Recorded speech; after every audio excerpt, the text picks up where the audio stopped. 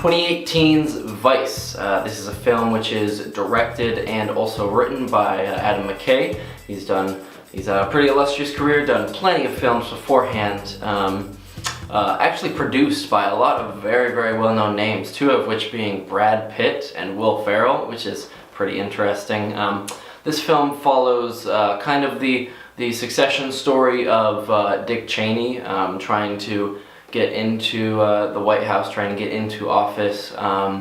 This is a very, very amazing film. That's basically, if I had one sentence to just how I thought about it, this is an amazing movie. I can't stress this enough. It's a little late, so I'm a little tired, so I'm not super energetic about it, but this is just such a well-made film. Even as someone who's not really into politics and who isn't as educated in the presidency and office and such, this was just such an entertaining film.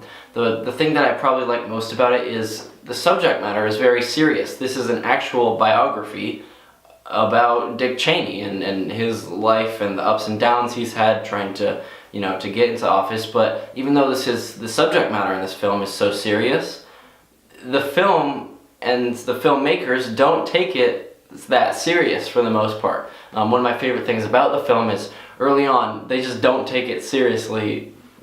Pretty much, I mean, of course they take it seriously a little bit, but for the most part, it's just, there's a lot of quick cuts. They're going back between a bunch of different things. It's kind of funny. They almost kind of make fun of the movie a little bit and kind of make it way more lighthearted than it could be. The writing in this film is also very, very nice. It's actually really beautiful writing. I shouldn't just call it nice. It's really, really well done.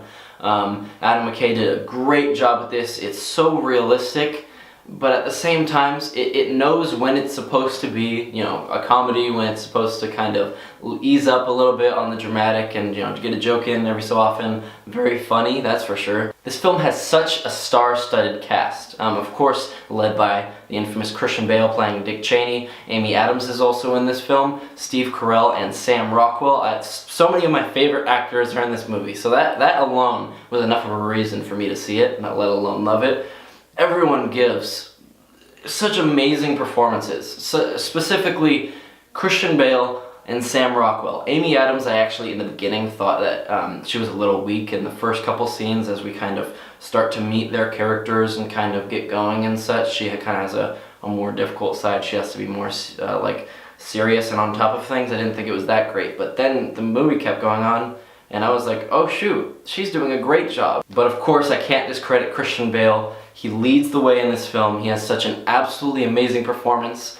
That's why he's one of my favorite actors. It feels like there's nothing he can't do. And then on the other end, there's Sam Rockwell playing George W. Bush, which is absolutely amazing. As you guys know from my rating system video, I absolutely love Sam Rockwell because he's in 3 Billboards. He's just such an amazing guy.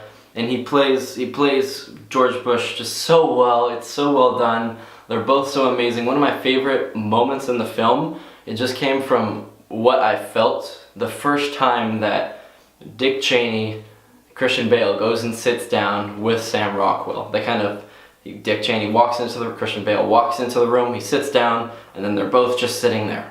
And it's kind of just like waiting for them to say something. It's such an amazing, it's just so amazing. Two of these amazing actors playing their characters so amazingly, and just, it's such a great connection. There's so many good performances. Steve Carell is good. Of course he's Steve Carell, so it's kind of hard to take him seriously sometimes because of his just infamous Steve Carell voice, but other than that, he's very good. Amy Adams is very good. Tyler Perry is also in this movie, which is pretty hilarious in itself. As well as that, I actually really like a lot of what they do with the music and the soundtrack. They try to make it as real as possible, so there's a lot of times where there's very, very well used Steadicam, as well as that, or just handheld, so you kind of get that shake like you're really in the room. As well as that, they don't use a lot of music unless it's really necessary. Kind of introductory moments or moments when we're clearly supposed to be told, hey, something's happening now, or like something's about to happen, or something's rising right now.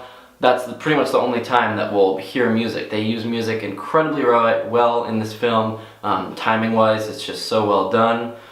As well as that, this film has some very, very amazing symbolism and metaphors. It's not exactly the hardest to be able to, know what the symbolism is. In fact, it's pretty easy. They kind of throw it right out there for you to see. But I just love it so much. It's just kind of another connection for those of us, such as myself, who don't know a lot about Congress and everything about the White House and just presidency, vice presidency, all of that.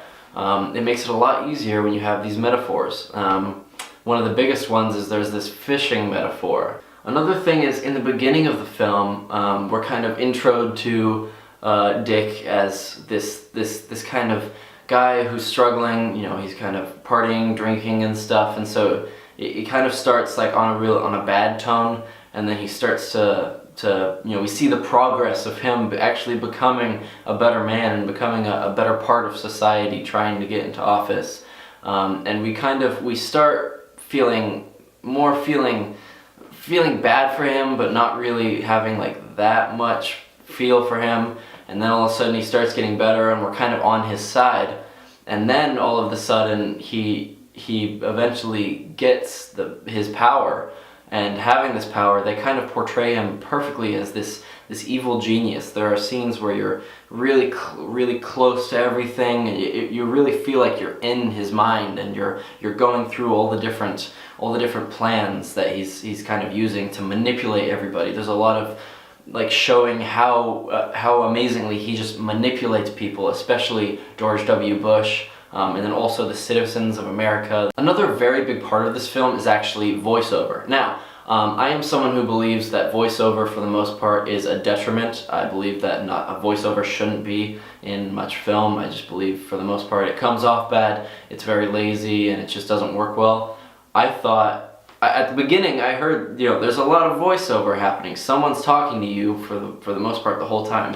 And I thought, uh-oh. This is bad. This is not a good thing. I'm hearing this voiceover. I don't like this. This is like a lazy thing.